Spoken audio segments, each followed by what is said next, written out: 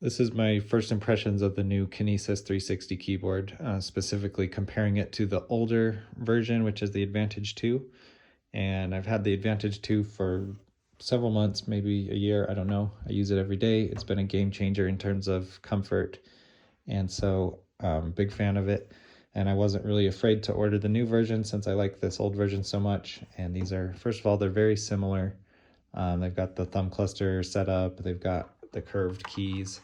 But this one's different because obviously it's not bound to one board. You can change, these are separate. And then they've also added the ability to change the height. So there's like 3 different height levels that you can get by adjusting a button on the bottom here. I like the high. This is the highest setting right here. So I like that. I do think, so with the curvature of the keys, probably the main thing that I don't like about this is it seems like they made it less aggressive. I'm not even sure about that, but from what I can tell, it's a little less aggressive than the old version. But they kind of compensate for that with the height. And so it's kind of a net neutral, it's like a neutral effect that those two features kind of cancel each other out. But I think the quality of the new 360 is a bit better. The keycaps are slightly better quality than the old one. You can see I've made the old one even more ugly by changing the keycaps, and they don't really match.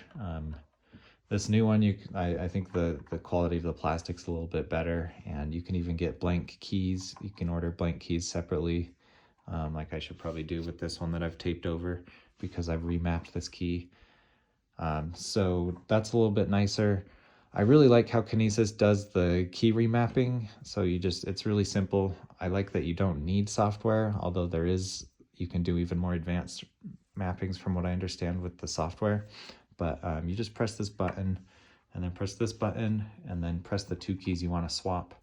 So I've moved the escape key here under my thumb, and same with the shift key. So really like that. And then they've also added, I think you have like 10 layers on this one, whereas this old one doesn't have any layers. So you have like a default layer that you can't change. And then you have like 9 other layers that you can go wild with. And you can also record macros and things like that. I probably won't even do that. I just like the layout, the design of it. And then I do a few simple swaps. So like I've swapped the up and down arrows. I just swapped those between each other.